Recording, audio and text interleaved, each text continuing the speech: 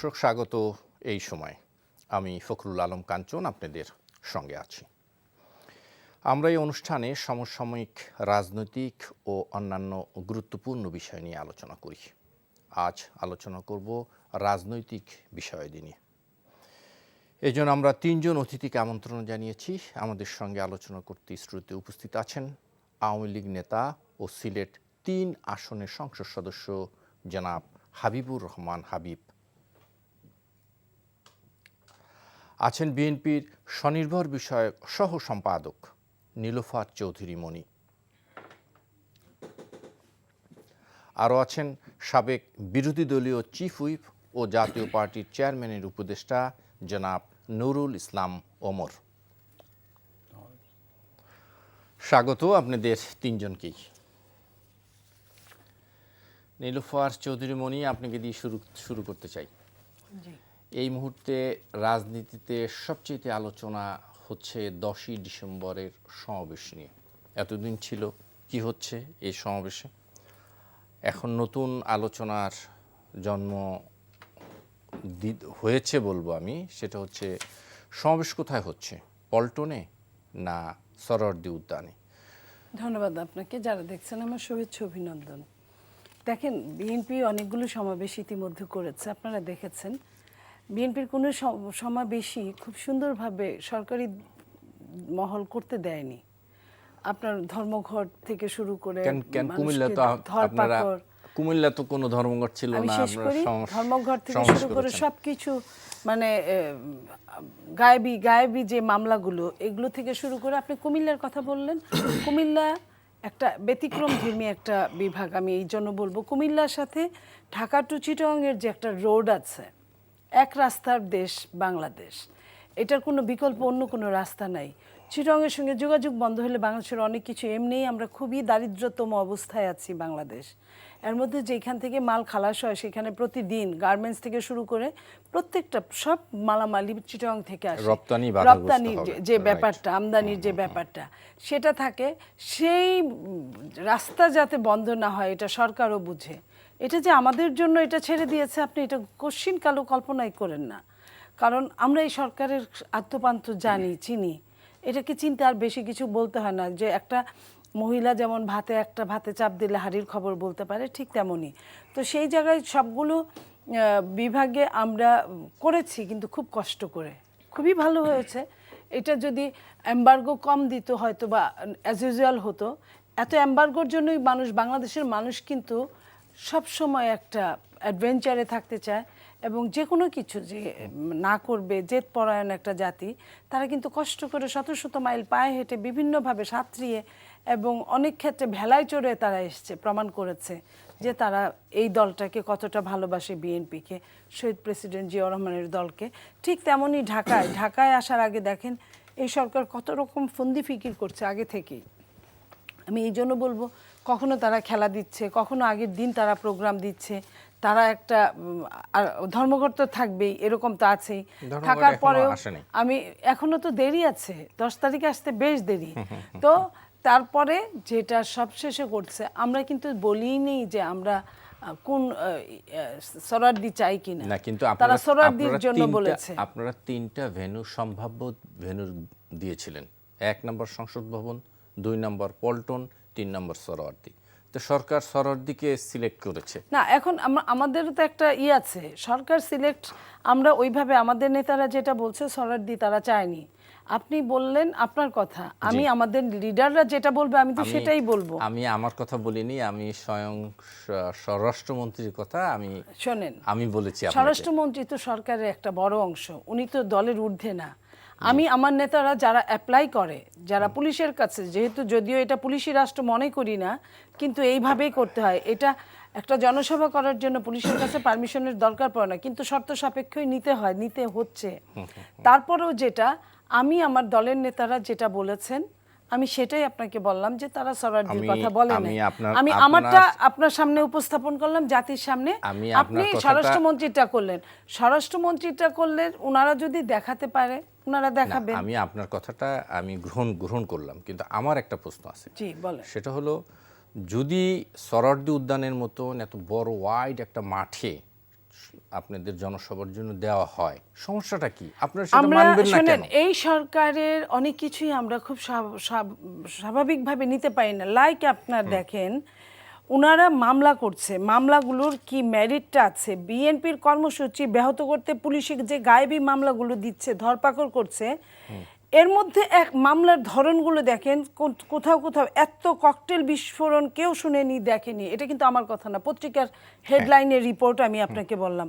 বাদী জানে না আসামির সংখ্যা কত, যে বাদী হয়ে মামলা দিচ্ছে সে নিজেই জানে না আসামির সংখ্যা কত।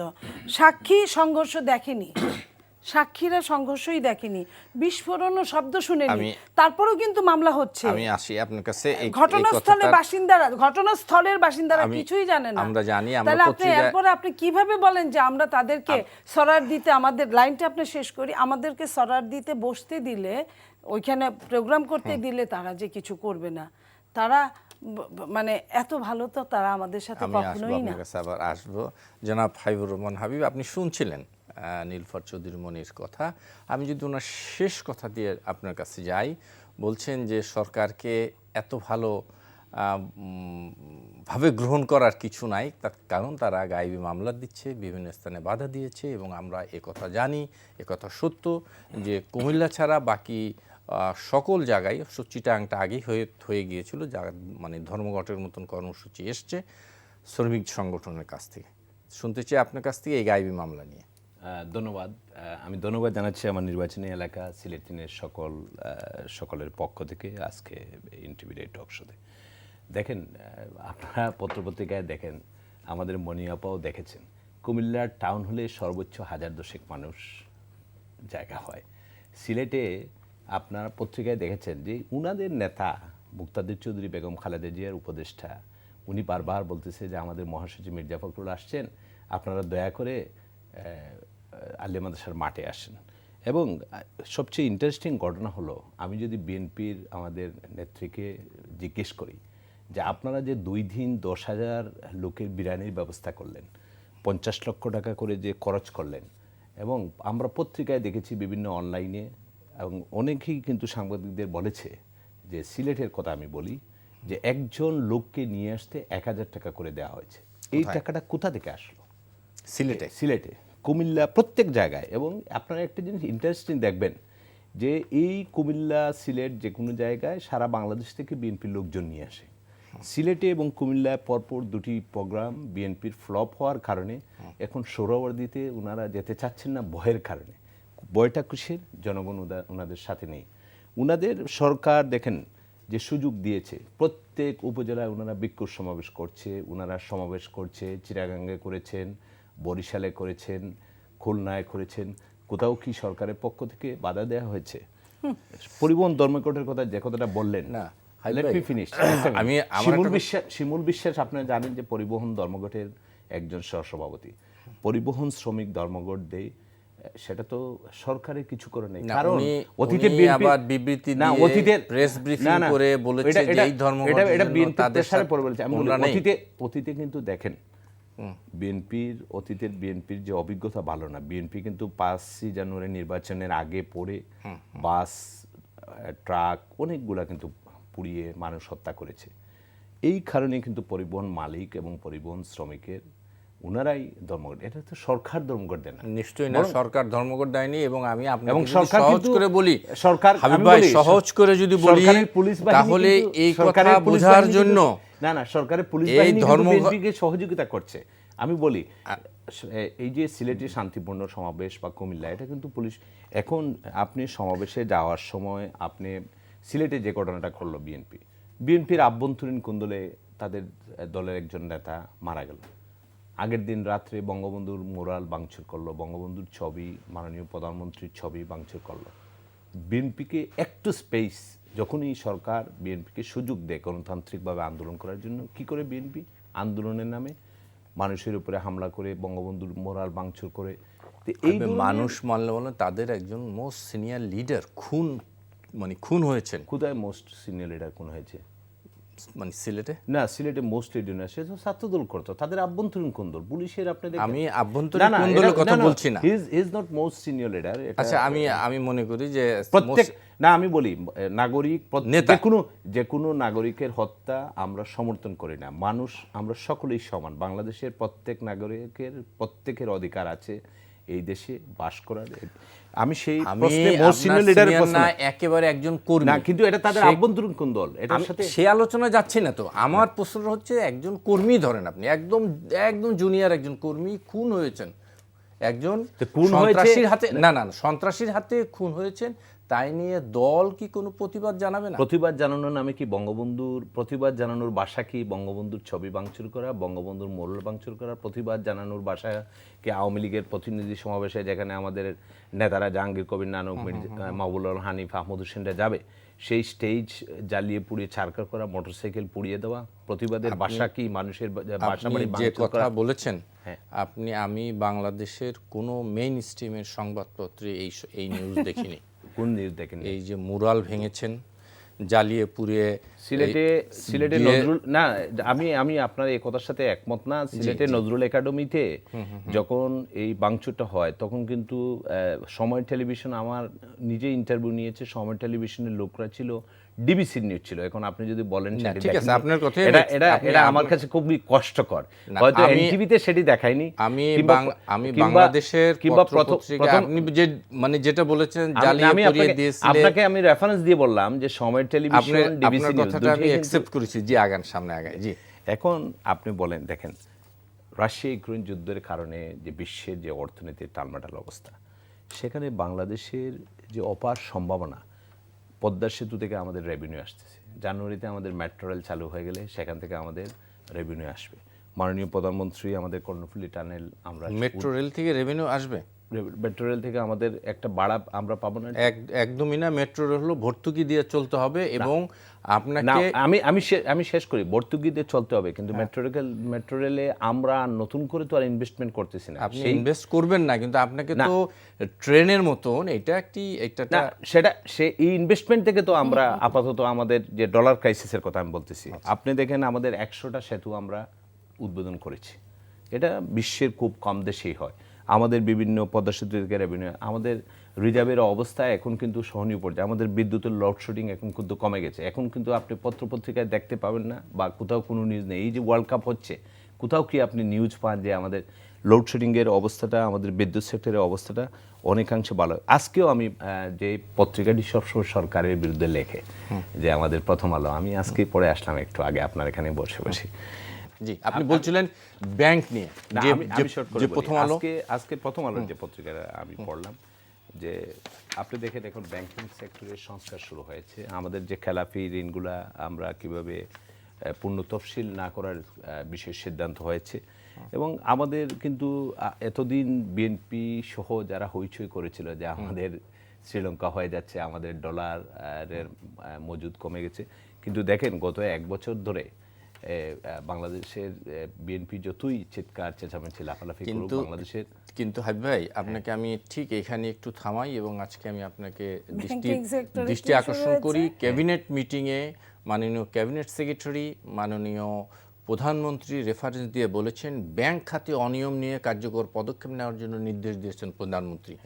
আমি এ বিষয়ে আসবো, আলোচনা করবো। এই কথাটা তো আমি বললাম। হ্যাঁ, আমি একটু আসবো, আমি একটু শুনে আসি। জানাব নুরুল ইসলাম ওমর। নুরুল ইসলাম ওমর ভাই, আপনার কাছ থেকে আমার প্রশ্ন হচ্ছে, আপনার দীর্ঘদিন পরে চিকিৎসা শেষ করে জনাব রওশন এরশাদ দেশে এসেছেন।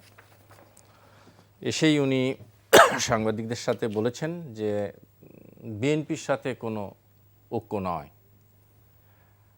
তো হঠাৎ করে এই আলোচনা, ওনার আশা নির্বাচন আসলেই জাতীয় পার্টি এক ধরনের আলোচনা আসে। শুনতে চাই আপনার কাছ থেকে, বিএনপির সাথে ঐক্য না হলে কার সাথে ঐক্য করবেন আপনারা? ধন্যবাদ কাঞ্চন ভাই, ধন্যবাদ আমার সঙ্গে আলোচকবৃন্দ এবং টিভির পর্দায় যারা আছেন। আসসালামু আলাইকুম। এটা আপনি খুব ভালো কথা বলছেন। এটা একটু পুরানো কথা যে নির্বাচন আসলেই আমাদের মধ্যে, এটা আমাদের মধ্যে নয়, সব দলের মধ্যেই আলোচনা শুরু হয়। এখন ঘটনাটা যেটা সেটা হলো যে বাংলাদেশের আপনার আমাদের চাইতে বড় দল, এটা আমাদের স্বীকার করতে হবে, আওয়ামী লীগ বিএনপি। তো এই দুটি দল এই যখন থেকেই এককভাবে নির্বাচন করার আস্থা হারিয়ে ফেলেছে, তখন থেকেই আমাদের মতো দলগুলোকে নিয়ে টানাটানি কথাবার্তা বেশি শুরু হয়েছে। তো এখন তারা যেহেতু এককভাবে আর নির্বাচন করতে চায় না, করতে পারে না, এ দুটোর মধ্যে একটা কিছু অবশ্যই হবে। না, এককভাবে নির্বাচন করতে পারে না, এককভাবে তো করতে পারেই, পারে না কেন বলছেন? পারে না, পারে মানে পারছে না। আপনাদের সহযোগিতা থাকলে একটু সুবিধা হয় আর কি। মানে পারছে না, আমরা এটা দেখছি। আচ্ছা, হ্যাঁ, এই ইচ্ছা করলে যে পারবে না তা ঠিক নয়। মানুষ ইচ্ছা করলে তো অনেক কিছু করতে পারে, কিন্তু মানে আমরা আপাতত দৃষ্টিতে দেখছি যে ওনারা এটা করছেন না, বা তখন মনে হয় যে করতে পারছেন না। তার এক দল আরেক দলকে ভয় করছে, যে আওয়ামী লীগ ভয় করছে যে আমি যদি এককভাবে নির্বাচন করি, বিএনপির সঙ্গে জোট থাকে, তাহলে হয়তো আমি ক্ষমতায় যেতে পারবো না। আবার বিএনপি ঠিক এরকম মনে করছে যে আমি একক নির্বাচন করতে গেলে আওয়ামী লীগ যদি আবার জোট করে বসে তাহলে হবে না। তো এগুলোর কারণে আমাদেরকে নিয়ে আলোচনা শুরু হয়। এটা কি হবে যে জাতীয় পার্টির মধ্যে যে একটি বিভাজন আছে, রসনের সাথে আসার পর কি এই বিভাজনে কোনো ঐক্যমত? হ্যাঁ, একটা ঐক্যমত আসবে, আমরা আশা করছি। এই যে ঐক্যমত আসবে, মানে আপনি লক্ষ্য করেন যে এই বেগম রওশন এরশাদ আসার পরে উনি যে ঘোষণাটা দিয়েছেন রংপুরে মেয়র নির্বাচন নিয়ে, রংপুরে মেয়র নির্বাচনে তো মেয়রের নমিনেশন তো দিয়েছে মহাসচিব অর্থাৎ জি এম কাদের সাহেবের পক্ষে, যিনি মহাসচিব আছেন, কিন্তু উনিও কিন্তু ওনাকেই ঘোষণা করেছেন যে রংপুর তো আপনাদের আমার মনে হয় আলোচনা একটু আসি, একটু নির্বাচনের মনের কাছ থেকে একটু ঘুরে আসি। জি, আপনি অনেকগুলো কথা হয়েছে, আপনি প্রশ্ন না করলেও আমি কথাগুলোর জবাব জি, দিয়ে আমি please। ব্যাংকিং খাতে যাব। আপনার মনে হয় এরকমই শুনতে চাচ্ছেন। উনি যে কথাগুলো বলেছেন এমপি সাহেব, টাউন হলে কুমিল্লার 10,000 মানুষ হয়, এটা আমরাও জানি যে ঠিক আছে, ওনার কথাই ঠিক। উনি কি এটা দেখেছেন রাস্তার আশেপাশে 8টা 10টা, আমি তো ওইখানে ছিলাম, আমি সিলেটেও ছিলাম, 8টা 10টা রাস্তা যেগুলো থাকে সংযোগ রাস্তাগুলো, প্রায় হাফ কিলোর মতো লোক রাস্তায় বসে বসে যে এই বক্তৃতাগুলো শুনেছে, এটা তো উনি দেখেন নাই। আর 1,000 করে টাকা আমরা কোথা থেকে দিব? টাকা দিবে, আমি এই যে গত কালকে মহিলা লীগের আমি মিটিংয়ে সাক্ষাৎকার দেখলাম, বিভিন্ন মহিলার জানেও না কোন মিটিংয়ে আসছে, আনা হয়েছে, তাদের টাকা দিয়েছে, খাওয়া দিয়েছে, গাড়ি দিয়ে নিয়ে আসছে, তারা বিভিন্ন রূপগঞ্জ, নারায়ণগঞ্জ, মুন্সিগঞ্জ এইসব জায়গা থেকে মহিলা পর্যন্ত আনছে। তারা নিজেরা বলেছে, কিসের মিটিং জানি না, এরা হলো গিয়া আমাদের দেউলিয়া জনসভা পার্টি হলে হয়ে গেছে। যেই আমি ওটা বলছি না, দেউলিয়া পার্টি হয়ে গেছে, হতেই পারে সরকারে থাকলে। দেউলিয়া পার্টি না হলে তো রাতে ভোট করার কথা না, দেউলিয়া পার্টি না হলে তো বিনা ভোটে সরকার গঠন করার কথা নয়, দেউলিয়া পার্টি না হলে তো এই যে 300 এমপি আছে, 300 এমপি বুকে হাত দিয়ে 5টা এমপি বলতে পারবে যে আমি ভোটে পাশ করেছি, করে নাই। সেইখানে ভয়ের কারণে যে যেতে চাচ্ছেন না, বা বাধা, সরকার বাধা দেয় না, এটা কে বললো? বাধা যদি না দেয় তাহলে সাত্রিয়ে তো আসার কথা না বরিশালে, বা যেখানে যেখানে পানির লাইন আছে সেখানে সেখানে তো ভেলায় চড়ে যাওয়ার কথা না। বাধা যদি না দেয়, কতক্ষণ পর পর তারা অ্যারেস্ট করেছে, আমাদের নেতাকর্মীদেরকে অ্যারেস্ট করেছে, এবং যাকে অ্যারেস্ট করেছে তাদেরকে আগামী 10 তারিখের আগে কাউকে ছাড়া হবে না। যাদেরকে অ্যারেস্ট করেছে তাদেরকে ওই বেনামের মতো, সাক্ষী যেমন জানে না কোথায় ঘটনা ঘটেছিল, বাদী যেমন জানে না কতজন আসামি আছে, ঠিক তেমনি সরকারের বাধার চরম পর্যায়ে। শোনেন, পুলিশ কতটা ফেরোসাস হলে একটা ছেলেকে, এই যে কুমিল্লার ঘটনার আগে নয়নকে তারা পেটে ঠেকিয়ে গুলি করে মেরে ফেললো। সিলেটের যে ঘটনাটা, আমি সিলেটে 2 দিন থাকলাম, আমি কোথাও শুনলাম না যে আমি তো মোটামুটি একটা মাঝারি মাপের কর্মী বিএনপির, কোথাও শুনলাম না যে আমাদের আভ্যন্তরীণ কুন্দল ছিল ওইখানে। কুন্দল বড় দল থাকলে টুকটাক থাকে, কিন্তু কোন দলে একটা মানুষকে মেরে ফেলা হয়েছে, এত বড় কাহিনীটা আমি জানলাম না, উনি জেনে ফেললেন। তাহলে এই যে রাজনীতি, এই যে কিন্তু ওই বেফাস কথা বলার রাজনীতি, শুনেন ওই যে খুনটা যেটা হয়েছে, এই খুনটা কিন্তু পলিটিক্যাল খুন না বলেই পুলিশ বলছে এখন শোনেন, পর্যন্ত। পুলিশ তো কত কথাই বলে, আকাশের তত্ত্ব যত তারা পুলিশের তত ধারা। আর সরকারি পুলিশের তো কোনো কথাই নেই, পুলিশ লীগ বলা হয় যাদেরকে। পুলিশ নইলে ঠেকায় গুলি করার কথা না। আর উনি বলছেন যে আমাদের কোনো বাধা দেয় নাই, তাহলে এই লাশটা কোথা থেকে আসলো?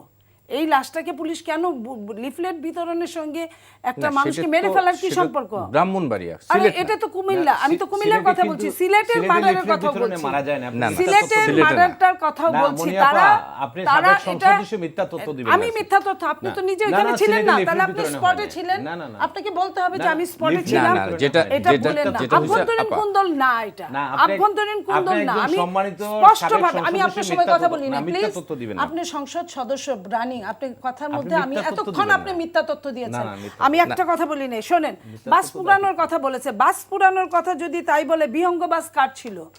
বরিশালের জেলা পরিষদ চেয়ারম্যান প্রেস কনফারেন্স করে বলেছে যে একটা বাসের মালিক যেখানেই বাস পুরতো সেখানে ওই মালিকের বাস পুরতো, এবং নমিনেশন নেওয়ার জন্য প্রেস কনফারেন্স করে একটা আপা, মন্ত্রী এটা পর্যায়ের যদি কোনো একেবারে চেয়ারম্যান অনেক- বলে, অনেক- অনেক পিছনে, বলছি, অনেক কিন্তু অনেক পিছনে পিছনে। হয়ে যাবে। আপনি তখন তো বললেন না যে পেছনের কথা বলছে। আমি যদি এখন উত্তরটা না দেই, আমার যারা দর্শকরা আছে তারা বলবে যে আমি কথাই বলতে পারি না। একে তো সময় কম দেন, দুয়ে যদি এইটুকু আমি না বলি তাহলে আমার নিজের কাছে বিবেকের কাছে আমি গিলটি থাকবো। এত ধরনের মিথ্যা কথা না আল্লাহ সহ্য করে না। বলে না যে জয়কালে ক্ষয় নাই, মরণকালে ওষুধ নাই। এখন যে অবস্থাটা হয়েছে, দেওয়ালে পেট ঠেকে গেছে, তারপরেও তারা মনে করে ইউনিভার্সাল ভাবে তারা পৃথিবীতে আমরা আসছে, আর কোনোদিন যাবে না। না, একটা এটা ঠিক না। আর এই যে point নিয়ে রাজস্বের কথা কথা বলি বললেন, আমি একটু বলি, এই লাইনগুলো শেষ করি। রাজস্বের কথা উনি মেট্রো রেল আর পদ্মা সেতু, এই পদ্মা সেতু লিখে রেখো এক ফুটা দিলেম শিশিরের মতো। এই রাজস্ব দিয়ে কি করবে? যেখানে রিজার্ভ শেষ, যেখানে একটা দেশের প্রধানমন্ত্রী রিজার্ভ শেষের কথা বলছেন, একটা দেশের, আজকের কথা বলি আপনাকে, আজকের যে দুই একটা পত্রিকা নাম করা পত্রিকা আসছে, লাইক আমি ডেইলি স্টারের কথাই বলছি, 24 বছর বয়সী আব্দুল্লাহ রাকিব, শিক্ষাগত যোগ্যতা এইচএসসি, 14 দিন বয়সী মেডিগ্রিন কোম্পানি ইসলামী ব্যাংক নবাবপুর শাখা থেকে 900 কোটি টাকা পেয়েছেন অক্টোবর মাসে। 900 কোটি টাকা। যে মানুষটার কোনো অফিসের ঠিকানা নাই, অফিসের ঠিকানা অনুযায়ী কোনো অফিস নাই। আপনি যান না ব্যাংকে 10 লাখ টাকা তুলতে, আপনারা দেয় কিনা, কয় বছর আপনারা লেফট রাইট করায়। তারপরে বলি জামানত কিন্তু শূন্য, কোনো জামানত দেয় নাই। কোম্পানির ঠিকানার প্রতিষ্ঠানও শূন্য, কোনো নাই।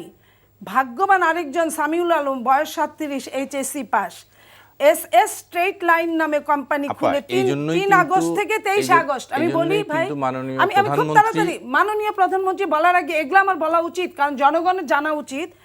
3 আগস্টে যে প্রতিষ্ঠানটা খুললো, সে 23 আগস্টে কিভাবে ভিআইপি রোড শাখা থেকে ইসলামী ব্যাংকে 900 কোটি টাকা লোন নিল। এটা হলো 2 নাম্বার গেল। 3 নাম্বার, আরেক ভাগ্যবান রত্ন এই দেশের 30 বছরের আব্দুল্লাহ শেখ, 11ই সেপ্টেম্বরে কোম্পানি খুলেছে, 29শে সেপ্টেম্বর সে ফার্মগেট শাখা থেকে 900 কোটি টাকা নিয়েছে। এই যে 903 নং 2700 কোটি টাকা একটা ব্যাংক থেকে নিল। আপনার মনে করেন 21 সালে এই ইসলামী ব্যাংকটাকে কিভাবে দেউলিয়া করেছে। 5000 থেকে 6000 কোটি টাকা ইসলামী ব্যাংক থেকে হরিলুট করে ঋণ নিলেও এই 22 সালের 9 মাসেই তারা নিয়েছে 25,348 কোটি টাকা।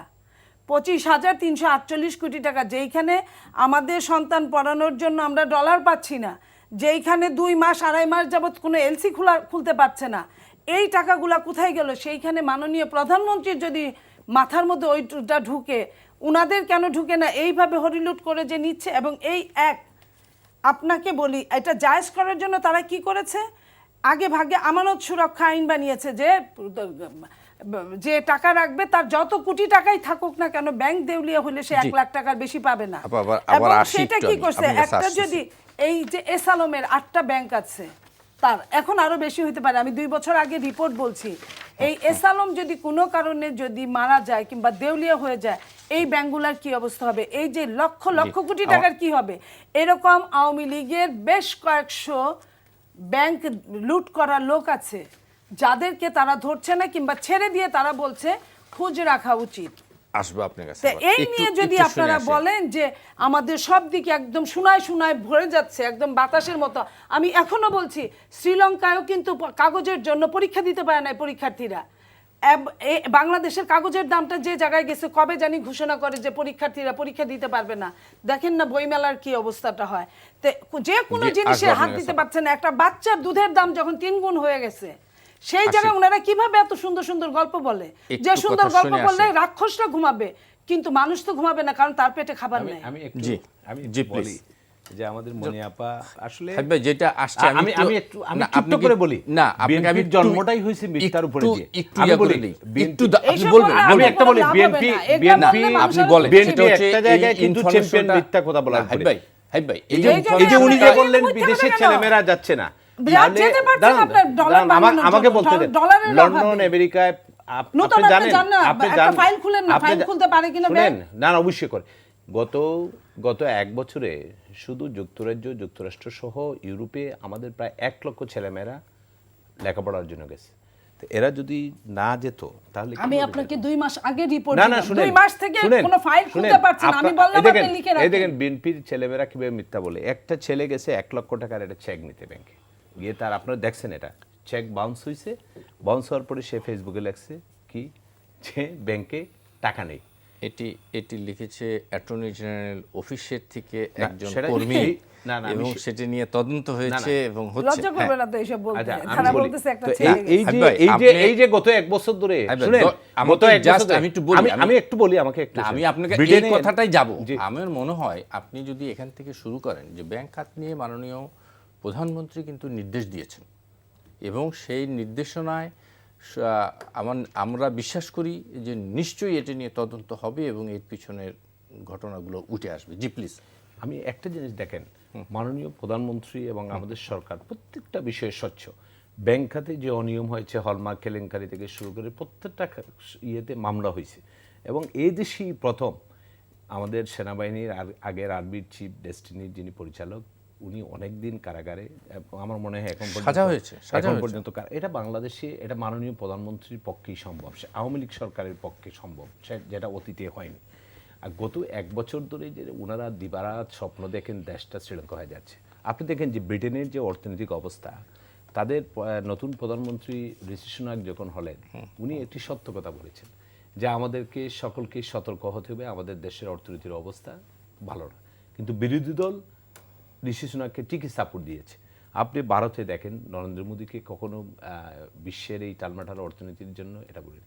বিএনপি প্রতিদিন ঘুম থেকে উঠে সকালে শুরু করে যে দেশ শ্রীলঙ্কা হয়ে যাচ্ছে। আমি যদি মনি আপাকে সম্মানের সাথে একটা প্রশ্ন করি যে আপনাদের দেশ যদি শ্রীলঙ্কা হয়ে যাবে, তাহলে সিলেটের জনসভায় যে 2 দিন আপনারা বিরিয়ানির জন্য 50 লক্ষ টাকা করলেন, এক একটি জনসভায় 100 থেকে 50 থেকে 100 কোটি টাকা খরচ করছেন, 1000, আপনি 1000 কোটি টাকা বলছেন, আমি এটা বলিনি, আমি বলছি 1000 টাকা করে লোক নিয়ে আসছেন।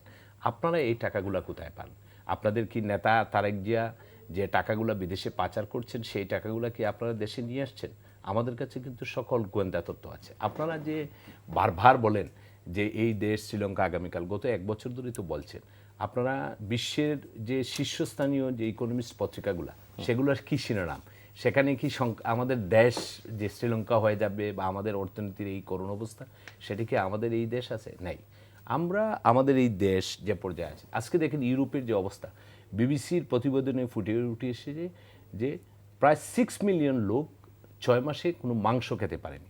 তাদের বিদ্যুতের বিলের অবস্থা দেখেন, গ্যাসের বিলের অবস্থা দেখেন। আমরা আমাদের দেশে, আমরা আমাদের যে সামাজিক অবকাঠামো, আমাদের যে সামাজিক সুরক্ষা, আমরা বয়স্ক ভাতা, বিধবা ভাতা, সরকার যে সামাজিক সুরক্ষার ব্যবস্থা করেছে, টিসিবির মাধ্যমে পণ্য দিচ্ছে, এটা কিন্তু ইউরোপ আমেরিকায় হচ্ছে না। আজকে আমেরিকার অবস্থা দেখেন, ইউরোপের অবস্থা দেখেন। এই অর্থনীতির টালমাটাল অবস্থার মধ্যে মাননীয় প্রধানমন্ত্রী এই দেশকে যে পর্যায়ে নিয়ে যাচ্ছেন এবং যে পর্যায়ে এগিয়ে যাচ্ছে, এখানেই হলো বিএনপি। কারণ আপনারা যে এত দুর্নীতি করেছেন, এত করাপশন করছেন, আপনারা 21শে আগস্ট আপনাদের বলে গেলে চলবে না। এই দেশে আসলে তো আপনাদের সাথে বসে আমরা টকশো করছি, মাননীয় প্রধানমন্ত্রী আপনাদেরকে এই সুযোগ দিচ্ছেন। আপনারা 21শে আগস্ট গ্রেনেড হামলা, আপনাদের নেতা তারেক রহমান যে মামলার কারণে দণ্ডিতপ্রাপ্ত একটি দলকে, আপনারা দলের নেতৃত্বকে হত্যা করতে চেষ্টা করেছিলেন, 21 জন লোককে হত্যা করেছেন, মাননীয় প্রধানমন্ত্রীকে আপনারা হত্যা করতে চেষ্টা করেছেন। সেই দলের সাথে বসে যে রাজনীতি করছি, এটাই তো মনে করি আমি মনে করি বিএনপির জন্য সৌভাগ্যের বিষয়। জনাব নুরুল ইসলাম ওমর, আমরা আলোচনা করছিলাম ব্যাংকিং খাত নিয়ে, আলোচনা এসছে এমন এক সময় আমরা আলোচনা করছি যখন পাবনা ঈশ্বরদীতে কৃষকদের 25 থেকে 30 হাজার টাকা ঋণ শোধ করতে না পারার কারণে জেলে পোরা হয়েছে এবং আজকে আবার তাদের জামিন বিভিন্ন লেখালেখির কারণে জামিন দেওয়া হয়েছে। এর মধ্যে 12 জন কৃষক সহ 35 জন একেবারে গরিব মানে প্রান্তিক কৃষক রয়েছে। শুনতে চাই আপনার কাছ থেকে। এটা পেপার পত্রিকায় আমিও দেখেছি, এটা অত্যন্ত দুঃখজনক আর কি, যে 25,000 20,000 25,000 টাকার জন্য তাদেরকে জেলে যেতে হয়েছে।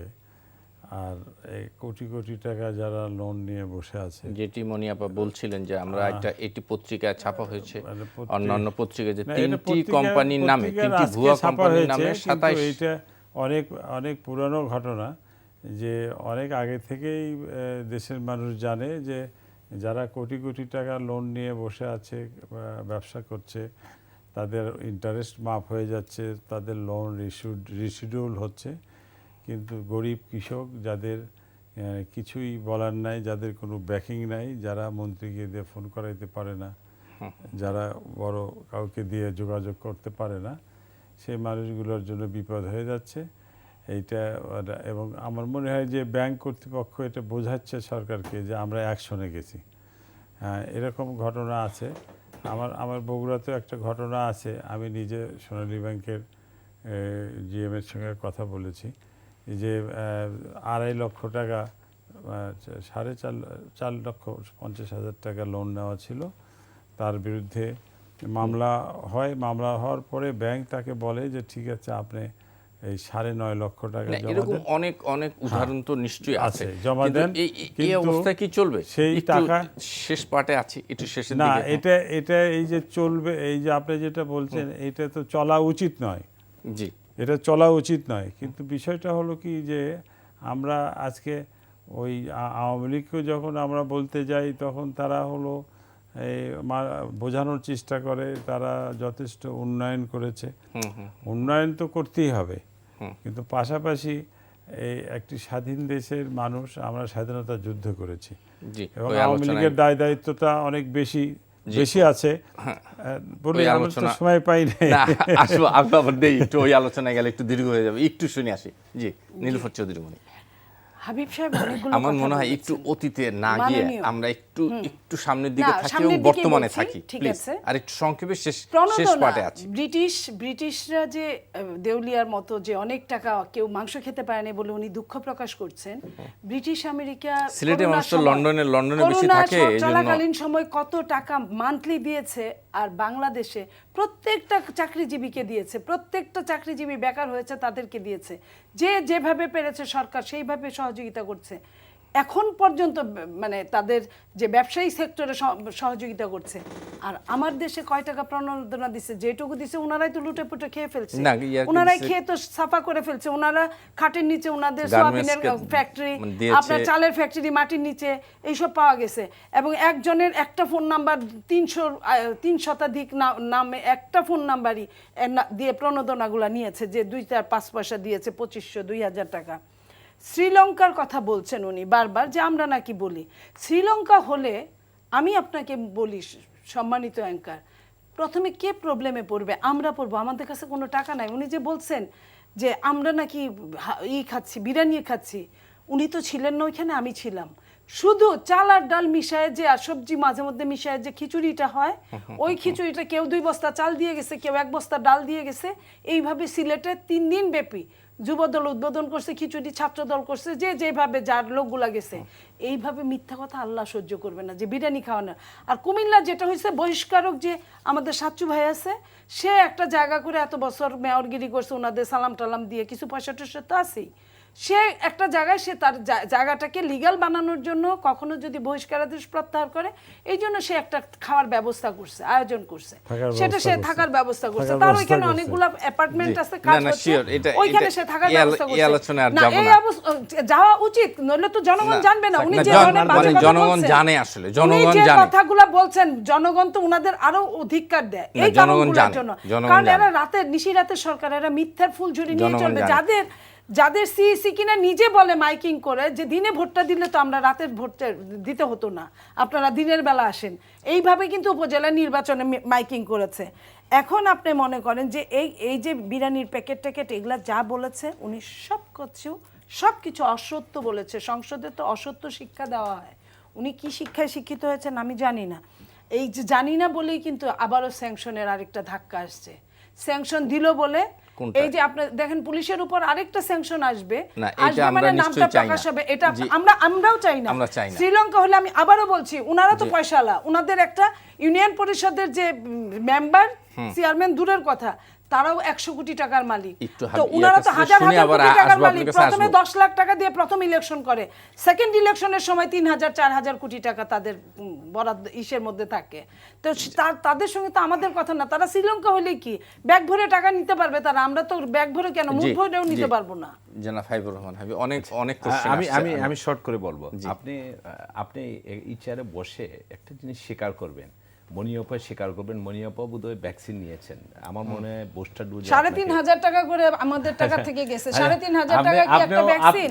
পরে লুট হইছে ভ্যাকসিন নিয়ে। আমাকে শেষ করতে দেন। আপনিও বুস্টার ডোজ বুস্টার আমি নেই। নো, আমি দুইটা একটা ভ্যাকসিন জিনিস আপনি খেয়াল করছেন, আমি বোধহয় কোন পত্রিকায় দেখলাম যে যখন ফরিদপুর থেকে সমাবেশ থেকে আসছেন, তখন মির্জা ফখরুল সহ বিএনপি নেতারা যখন পদ্মার উপর দিয়ে আসেন, ওনারা একটু মনে মনে লজ্জা পেয়েছেন যে বাইরের পদ্মা সেতুর দৃশ্যটা দেখতে পারেন নাই। করোনা বাংলাদেশের যে সাফল্য অর্জন করেছে এবং বিশ্বের মধ্যে বাংলাদেশ যেভাবে ভ্যাকসিন দিয়েছে, করোনা পরিস্থিতি নিয়ন্ত্রণ করেছে, সেখানে কিন্তু বিশ্বের মধ্যে বাংলাদেশ উল্লেখযোগ্য স্থান অর্জন করেছে। আপনি এত সহজে একদিনে 1 কোটি লোককে ভ্যাকসিন দেওয়া, করোনার সময় মাননীয় প্রধানমন্ত্রী এবং আমাদের সরকার মানুষকে উনি যে কথাটা বলেছেন যে মনিয়াপা যে একজন 300 লোকের টেলিফোন নাম্বার, তাৎক্ষণিক কিন্তু সরকার সেটি বন্ধ করেছে, তদন্ত করেছে। এবং কোনো কিন্তু লোককে- এটা তো সত্য যে এই টেলিফোন নাম্বার এইভাবে প্রণোদনার টাকা, গরিবের টাকা কিছু কতিপয় না লোকজন দেয় নাই, এই এটা কাজটা যখন করেছে। না, আমরা কিন্তু ইনকোয়ারি করেছি। শুনেন, প্রত্যেকটা টেলিফোন ডাক্তার নাম্বারে আসিবার পূর্বেই রোগী না মারা শেষ গেল, করি। আপনাদের এত inquiry। এতগুলা লোককে 50,000 লোককে দেওয়া হলো, কিছু দুই একটা যে হতে পারে, কিন্তু প্রত্যেক লোককে টেলিফোন করে চেক করা হয়েছে যে দু একটি লোক না, ম্যাক্সিমামই না, হয়েছে। কিন্তু দেয়া হয়নি। পরে দপ্তর থেকে, প্রধানমন্ত্রীর দপ্তর থেকে এই প্রকল্প, ওই সিস্টেমে টাকা দেওয়ার প্রকল্প বাতিল না করেছে। না, জি, please। দেওয়া হয়নি। জি, আর আগাচ্ছি আমরা। মনিয়াপার দুঃখ, আহারে দুঃখ যে বিএনপি ওনাকে নমিনেশন দেয় নাই, হয়তো না, এই আলোচনা ব্যক্তিগত নির্বাচিত আলোচনা হতে যাব না, পারেন নাই। প্লিজ। বিএনপিতে ব্যক্তিগত 7 জন এমপি নির্বাচিত হলেন না, জি। আমি শেষ করি। ভোট যদি রাতে হয়ে থাকে তো ওনারা কিভাবে নির্বাচিত হলেন? আমি যদি ওনাকে এই প্রশ্নটা জিজ্ঞেস করি, এই প্রশ্নের উত্তরটা আমি শেষ নিব। করি।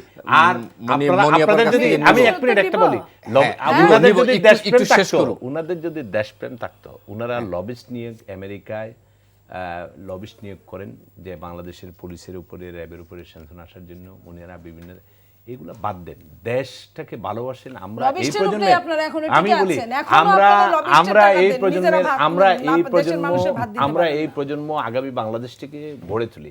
এখন আমি যেটা বলছি- আমি বলি, আপনাদের নেতাটা এখন পরিবর্তন করেন। জি, হাবিব, উনি আর একটু বাংলাদেশে আসতে ওমর পারবে না, ভাইয়ের কাছ থেকে দুর্নীতি দায় একটু শুনে দণ্ডিতপ্রাপ্ত আসি। তারেক রহমান হাবিব, বাংলাদেশে please। আসতে পারবে না, নতুন নেতা নির্বাচিত করেন। জি হবে, কিন্তু আসবো একটু শুনে আসি।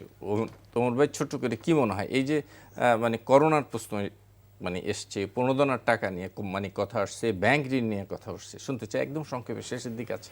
না, ঠিক আছে, করোনার বিষয়টা ওর সরকার ভালোভাবে মোকাবেলা করেছে। এখানে কিছু ত্রুটি থাকতে পারে, কিন্তু তারপরেও যে সাধারণ মানুষ ভ্যাকসিন পেয়েছে, আমরা তো ভ্যাকসিন নিয়েছি, বুস্টার ডোজ নিয়েছি। আর সিস্টেমটাও একটা ভালো সিস্টেম ছিল, ডিজিটাল সিস্টেমে এটা করেছে। প্রণোদনার টাকার বিষয়টা আমি মনে করি যে সরকার যেভাবে প্রণোদনা দিতে চেয়েছে, ব্যাংকগুলো সেভাবে দিতে পারেনি, এবং যে জায়গাগুলোতে প্রণোদনার টাকা যাওয়া উচিত ছিল, যে ব্যবসায়ীদের কাছে, সব বড় বড় ব্যবসায়ীরাই এগুলো টাকা পয়সা আগিয়ে নিয়ে শেষ করে ফেলেছে। সব ক্ষেত্রে তো তাই, বড় মাছ খেয়ে ফেলছে ছোট মাছকে। নীলফার চৌধুরী মনি। জি, উনি আমাকে একটা প্রশ্ন করেছেন, 6-7 জন এমপি কিভাবে এমপি হলো? যেভাবে জাতীয় পার্টি সবসময় এমপি হয়, যে ওইখানে আমরা 2-3 জন বিএনপি আনতে হবে, ওই আনার জন্য একটা লটারির মধ্যে 6-7টা পড়ে গেছে।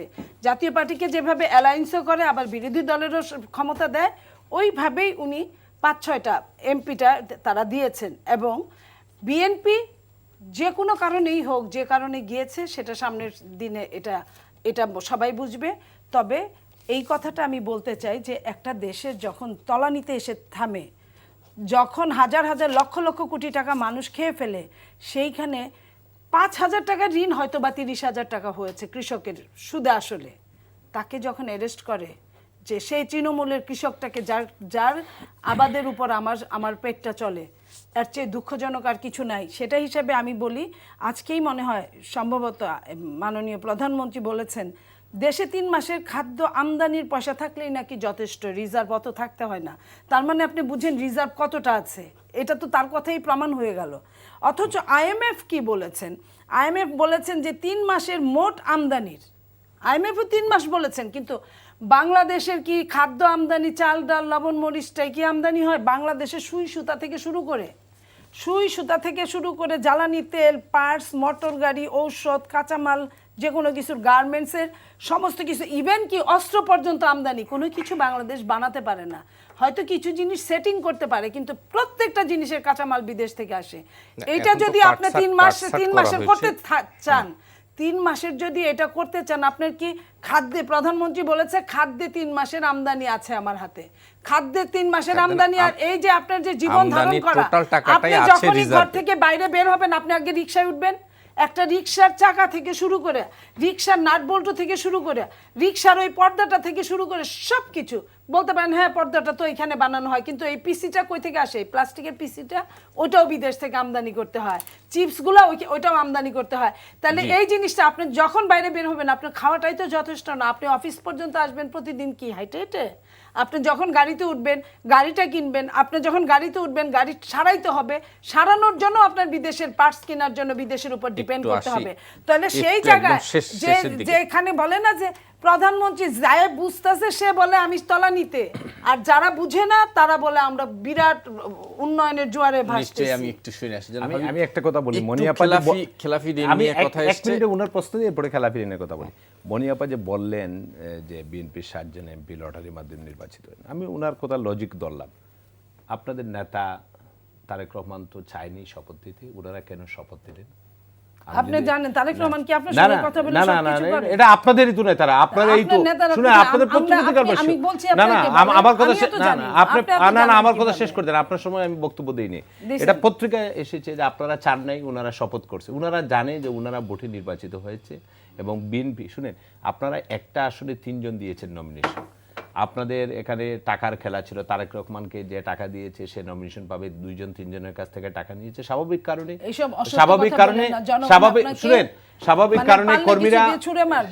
কারণে কর্মীরা মাঠে নেমে নেয়। আর উনি যে বললেন যদি বাংলাদেশ ব্যাংকের রিজার্ভের এই অবস্থা থাকতো তাহলে আইএমএফ কিভাবে ঋণ দিল? ওনারা তো চান নাই যে আমাদের ঋণটা আসুক। এখনো দেয়নি অনুমোদন $1.5 বিলিয়ন আপনি 7টা কিস্তিতে পাবেন, 4.5 বিলিয়ন। আপনারা তাহলে আপনি 7টা কিস্তি ভাগ করেন, $500 মিলিয়ন আপনাদের তো বুকে জ্বালা, মনে জ্বালা, আপনারা নিজেরা চুরি করতেছে 700 কোটি টাকা, প্রায় বিলিয়ন ডলার। আপনারা তো রঙিন স্বপ্ন দেখছেন। আপনারা জনগণের কাছে যান, জনগণ যদি আপনাদের ভোট দিয়ে নির্বাচিত করে, আমরা ভোটের ব্যবস্থাই তো করেন না আপনারা, এইজন্য তো ভোটের ব্যবস্থা আগে করতে হবে। পৃথিবীর কোথাও এইভাবে তত্ত্বাবধায়ক সরকারের ইন্ডিয়াতে নাই, কি করছে তত্ত্বাবধায়কের জন্য মানুষ মারছে, তখন আপনারা মাগুরায় যে অবস্থা করেছিলেন এই কারণে। মাগুরার জন্য আপনারা তো 380 মাগুরা বানাইছেন। না শুনেন, পৃথিবীর কোথাও এখন কিন্তু তত্ত্বাবধায়ক সরকার নাই। আপনারা নির্বাচনের, আর আমি একটা কথা বলি, জি একদম 10 সেকেন্ড 10 থেকে 20 সেকেন্ডের কথা বলবেন। বিএনপি নির্বাচনে আসবে, বিএনপির নেতারা তো আমাদের সাথে কথা বলে, অনেকেই তো বলে যে আমরা তারেক রহমানের হাত থেকে মুক্তি পেতে চাই, আমরা আর টাকা দিয়ে নেতা হতে চাই না, আমরা আর টাকা দিয়ে আমরা নমিনেশন নিতে চাই না। জি আপনারা বিএনপি নির্বাচনে আসবেন, এটাই আপনারা বললাম। আমি আজকে আপনাদেরকে ধন্যবাদ জানাচ্ছি যে আমাকে এখানে নিয়ে আসার জন্য। জি ধন্যবাদ। মনিয়াপা 10 সেকেন্ড। শুনেন, 10 সেকেন্ডে আমি এইটুকু বলতে চাই যে উনি যে কথাটা এতক্ষণ বলেছেন সম্পূর্ণই পুরোপুরি অসত্য, এবং তারেক রহমানকে নিয়ে ওনারা এই অপকথা না বললে ওনাদের পেটের ভাত হজম হয় না। আগামী বাংলাদেশ অবশ্যই নির্দলীয় নিরপেক্ষ সরকারের বাংলাদেশ। আগামী বাংলাদেশ অবশ্যই এরকম বিনা ভোটের বাংলাদেশ হতে পারে না, ইভিএম এর বাংলাদেশ হতে পারে না, এবং ওই যে আপনার কেউ অংশগ্রহণ ছাড়া নির্বাচন হতে পারে না। আগামীর বাংলাদেশ হবে গণতন্ত্রের বাংলাদেশ। ওমন ভাই একদম 10 সেকেন্ড শেষ কথা। 10 সেকেন্ড আর কি বলবো, না, আমি যেটা মনে করি সেটা হলো যে এই যে একজন একজনের প্রতি যে দোষারোপ, এইটার থেকে আমাদের সরে আসা উচিত। আমরা সবাই গণতন্ত্রের কথা বলি, একটি গণতান্ত্রিক রাষ্ট্র গঠন করার জন্য আমাদের সবারই গণতান্ত্রিক গণতান্ত্রিক হতে হবে এবং আজকেও আওয়ামী লীগ চরিত্র নেতা এই গঠন কথাই করতে বলেছে হবে। যে বিরোধী দলেরও মানে ভূমিকা থাকতে হবে। হ্যাঁ, সবারই আমার মনে হয় ভূমিকা থাকতে আজকে আর হবে। একেবারেই সময় নেই। জনাব হাবিবুর রহমান হাবিব, নীলুফার চৌধুরী মনি এবং নুরুল ইসলাম ওমর, আপনাদের তিনজনকেই অনেক অনেক ধন্যবাদ।